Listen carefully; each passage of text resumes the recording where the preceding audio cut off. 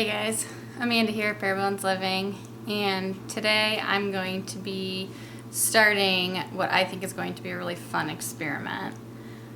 Here I have over a 5-gallon bucket of green tomatoes that I harvested like a week and a half ago from the last of my tomato plants.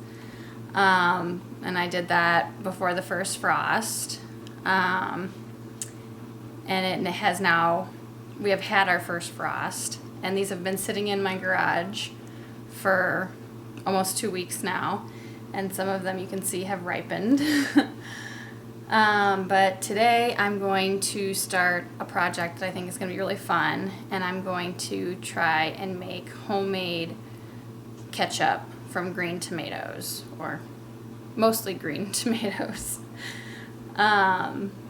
So I'm going to wash all of these and core them, and then probably cut them up into 4s or something like that. Just kind of break them down a little bit and put them in my roaster and start cooking them down. I think I'm probably going to have to cook them down quite a bit before I start adding all of my flavorings and things like that, but I'm going to start first things first, and I gotta wash these and core these and cut these and get them cooking. So let's get this underway. Whew, so that was a humongous undertaking. That just took me like 2 hours to wash and trim and cut up all those tomatoes. Like I said, it was over 5 gallons worth of tomatoes. And I have this huge tower of tomatoes now that I'm going to start cooking down. It's now late. I'm getting ready to go to bed, so I have it all in my roaster pan, and I have it on 250, and I'm just going to cook it overnight, and we'll check back in the morning and see where we're at. But let me show you this mound of tomatoes that I have. So here's what I have in my roaster. I just roughly chopped, mostly in half, like smaller ones I just chopped in half, and then bigger ones I chopped up a little bit more than that just to help them start to break down. But this is actually quite above the rim of my roaster pan, so I'm hoping I can fit my lid on here. Let's see, these all fit. For the most part, yes. It's on, and as these cook down, I can kind of squish it down. There we go. And as that cooks down, it'll seal all the way, and flies and things won't get in there. So we will check back in the morning and see what we got. Alright, so it's the next morning, and let's check this out. Yeah. So you can see that we have gone down to level at least. Still have a long way to go. I'm just gonna stir this up, try to smash some of this down a little bit, and break it down a little bit more. There's tons and tons of water, yes, liquid. Yeah. In here. You're so smart. Happy. So I'm actually going to turn up my roaster and leave the top off so we can see if we can get rid of some of this liquid. Try to boil it off. What's this now? What? That's a lot of liquid, huh? Water. And this is still just the tomatoes. There's nothing else in here yet.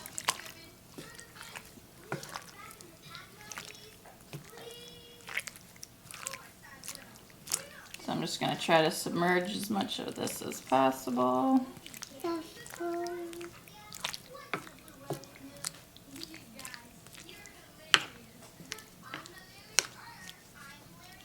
And we'll keep cooking it down. Cook down. My tomatoes have cooked down really nicely. They're all very nice and tender. There's a ton of liquid in here. So I'm gonna have to definitely reduce it. But while it's still very soupy, I'm going to be adding all of my additives so that everything that I add can get cooked in all of this juice. And then I'll evaporate it. So this is still just tomatoes. And to this, I'm gonna be adding 3 cups of onions, which is approximately 3 medium onions chopped up.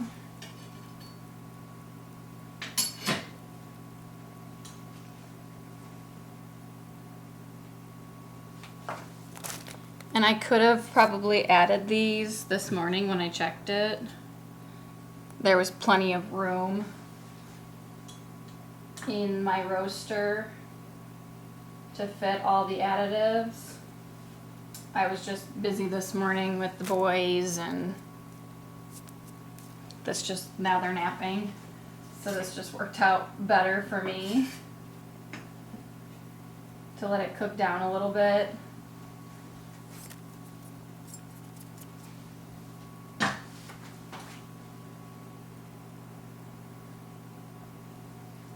So that was 3 cups of onion. Then I'm gonna do 2 cups of sugar. And I'm actually going to mix it. 1 cup of white sugar. And I'm just using granulated cane sugar. I'm going to do 1 cup of white sugar and 1 cup of brown sugar. I figured because these are green tomatoes, they're not as sweet. They're a little tart. I'm not adding any more sugar than the recipe calls for, but I feel like the rich flavor of the brown sugar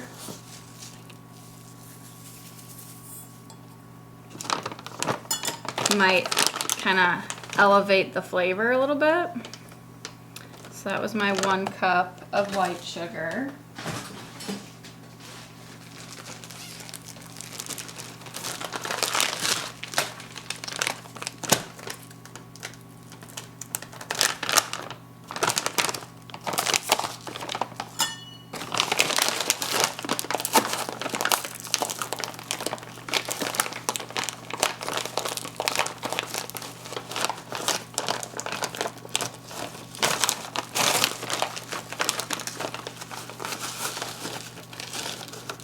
And then a cup of brown sugar.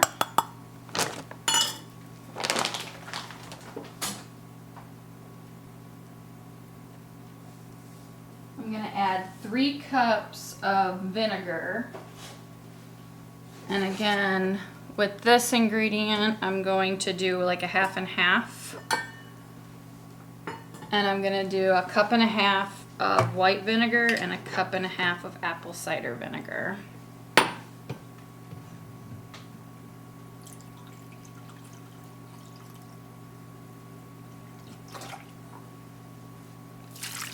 So that's a cup.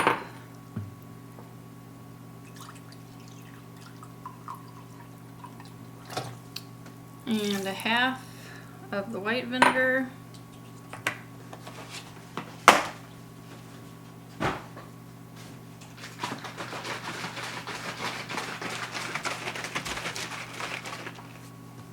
And a cup and a half of raw apple cider vinegar. And again, I'm just doing this because I think it will add to the flavoring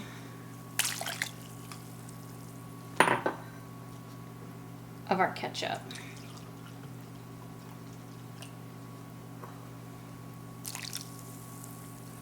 And I want this to be super, super yummy so that my boys actually eat it. And hopefully they love it.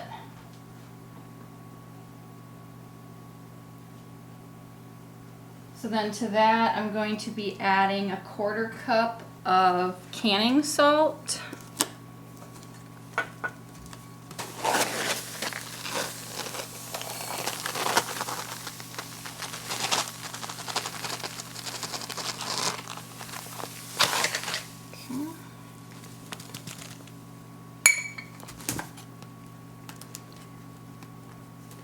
And then 2 1/3 teaspoons of garlic powder.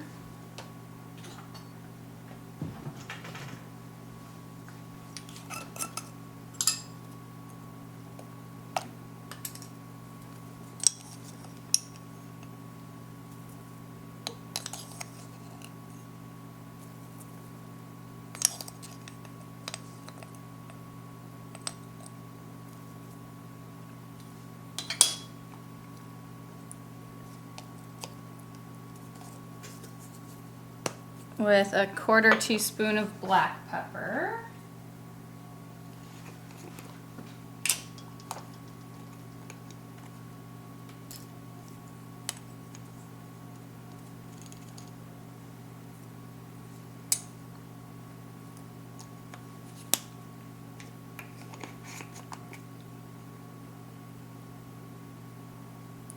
I'm sorry, that was supposed to be a teaspoon, so I guess I'll put a couple more of those in there.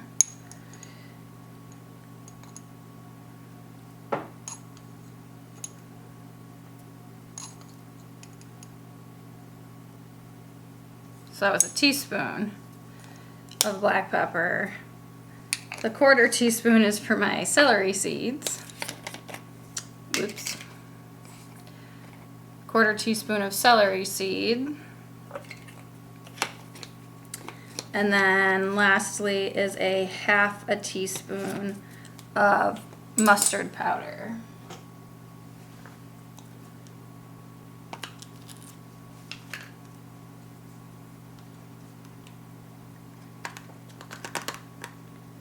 And the recipe that I am following for the seasonings is supposed to be a copycat like Heinz ketchup recipe, but it was made with ripe tomatoes. But I kind of compared the seasonings that I found in the Heinz ketchup copycat with what I found for green ketchup, and they were pretty similar. So I just decided that I would go with that one. And we'll see. I mean, I'll give it a taste once it's cooked down, which it needs to cook down quite a bit.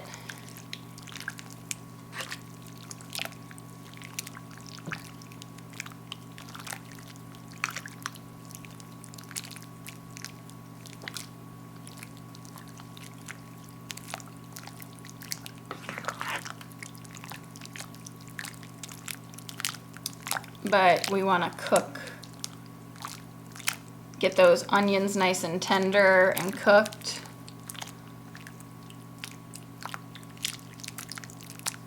And start boiling off a lot of this liquid and get those flavors really melding in there of all those spices. And I'm sure at some point I'm probably going to have to add some tomato paste to this to bulk it up. Or I think I actually have some tomato powder that I could probably bulk this up with. But we'll get there. We'll see what happens when we get there. So I turned this up to 300 to really start cooking these. and I'm gonna put the lid back on to hopefully get it boiling and cooking those onions, melding those flavors, and hopefully boiling off some of the extra juice that we have in there to get like a nice thick hearty ketchup. Okay, so I have been cooking this down. This is now the third day that I've worked on this, which is fine because I'm not in like a super hurry or anything. I'm really glad that I started this when I wasn't having to work so that I could keep an eye on it, but you know, I started this late on Thursday night, cooked it overnight, and it's been cooked, and now it's Saturday midday, and it's been cooking this whole time. You can see that it's down quite a bit. I've reduced it, and I actually turned it up to 350 and cooked it overnight to boil off as much as I could, and it's still boiling. I'm just going to try using my immersion blender to blend it down and see how thick it is at that point. And if I still need it thicker, then I'm gonna add tomato paste to it.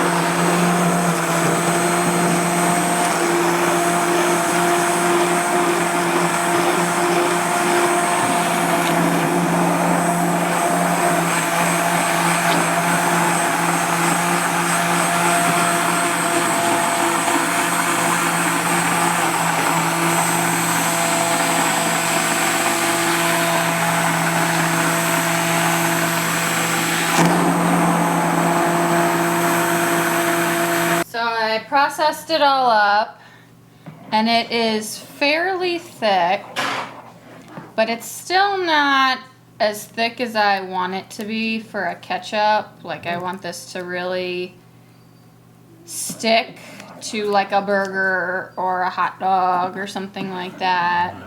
I did taste it though, and it tastes really yummy.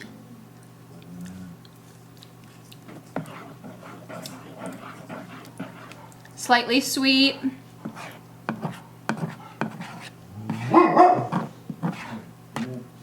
Not too tart, being green tomatoes, which is nice. But I think, well, first of all, to me this looks like, when I look at this, it looks like split pea soup to me, which this would be a fine consistency for split pea soup. But that's not what I'm going for here.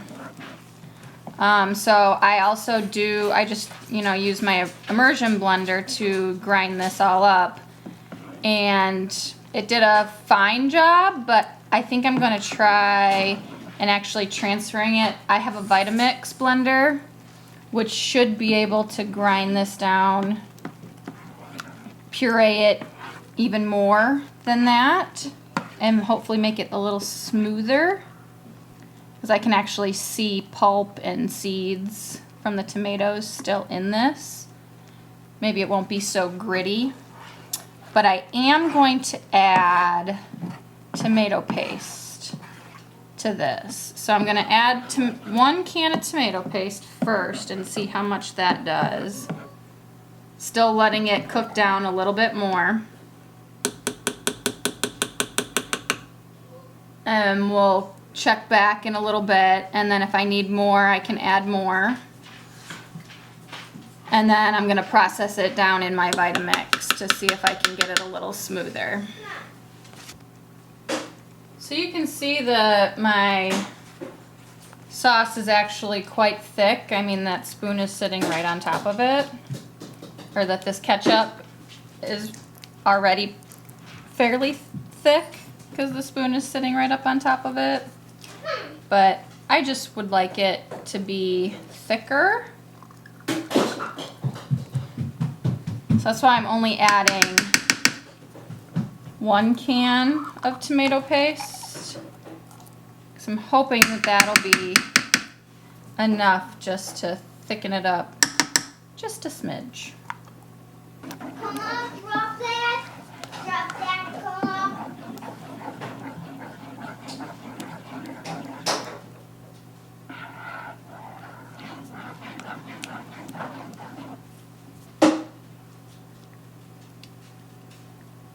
Okay, so we will Hey, go over here. Let's act like keep cooking this down with that tomato paste added and check back in a little bit and see if it's just a little thicker.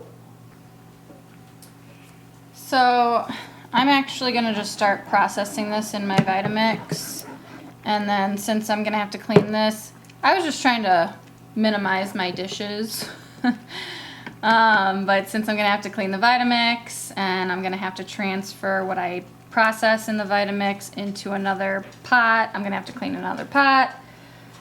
So I guess I'm just doing more cleaning than I really wanted to do, but that's okay. I'm just gonna start processing this, and then also once I process this down and put it in the other pot, I could boil it down a lot faster in a smaller pot if I still need to, if I still want it thicker.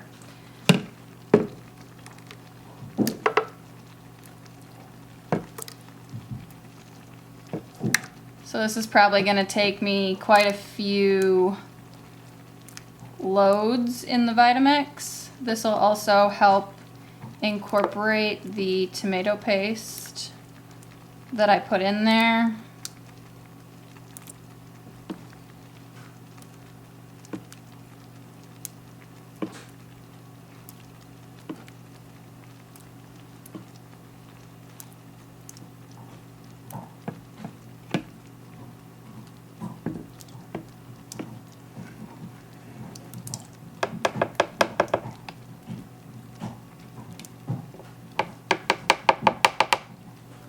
And these Vitamix actually have like a fill line, so you don't overfill them. Check out how much that ground that up.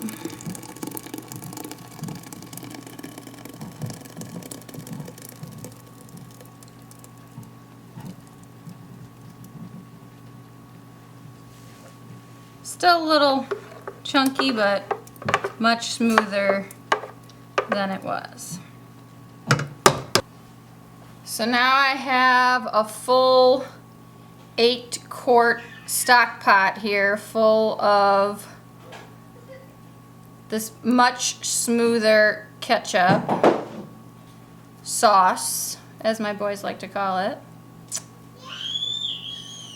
And I am going to turn this on and simmer it. See if I can get this any thicker while we eat our lunch, and then I'll put the boys to bed and come back and can this. But it's much smoother, it's thicker, it tints a little bit, and I had the boys taste it and they both loved it, so I'm pretty happy with this. So I'm just gonna keep cooking this and keep it warm until the boys are in bed, and then I can can it up. Okay guys, I think we are there. I made a complete and total mess, splatter mess, on my stove. But I am really happy with my end product here. It's nice and thick. I think that'll stick to a burger or a dog.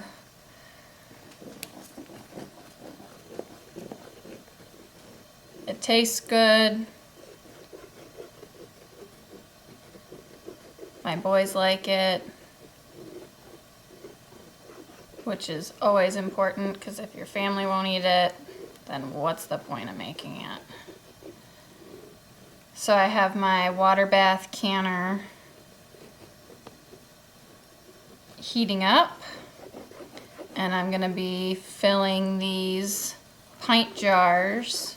I'm gonna store these in pints because we don't really use all that much ketchup, even though my boys like it. They don't use that much at a time. So I think the pints will be a good size to store it in. And I'm going to fill it up to a 1/2 inch headspace, and then I'm going to water bath can it for 15 minutes. So let's get this train rolling here. But I think that tomato paste definitely helped. And then I cooked it down probably another inch in this pot. That's when I was making all that splattery mess. But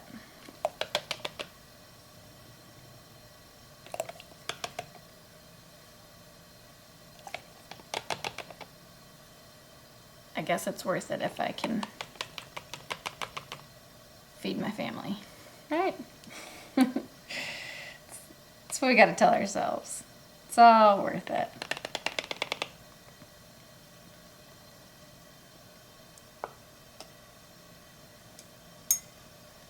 And then I'll just use a chopstick to get out any air bubbles.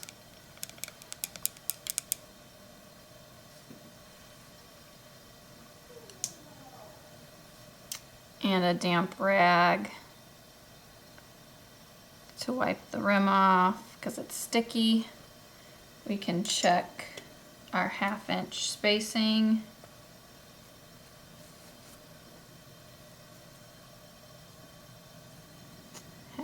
Is there.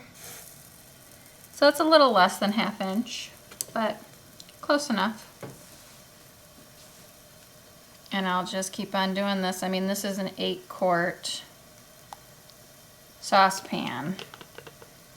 So a pint is 2 pints is 1 quart. So I think I'm gonna have like 14-ish pints, which I don't think I have 14 pints, but 14 pint jars. But I have other jars that I have prepared because I knew I was lacking in the canning department.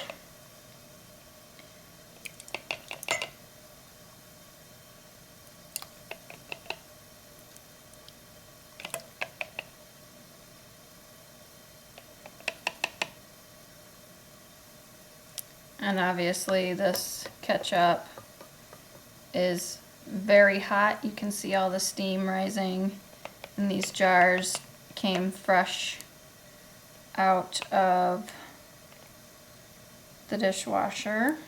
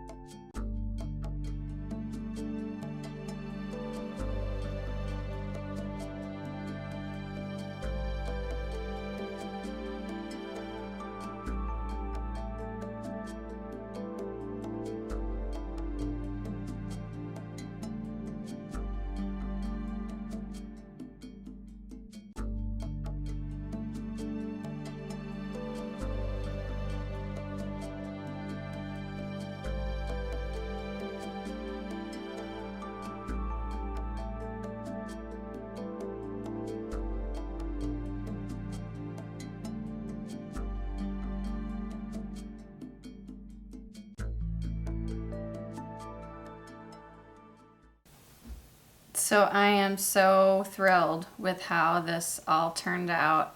I ended up getting 8 quarts, and you can just see how beautiful this ketchup is.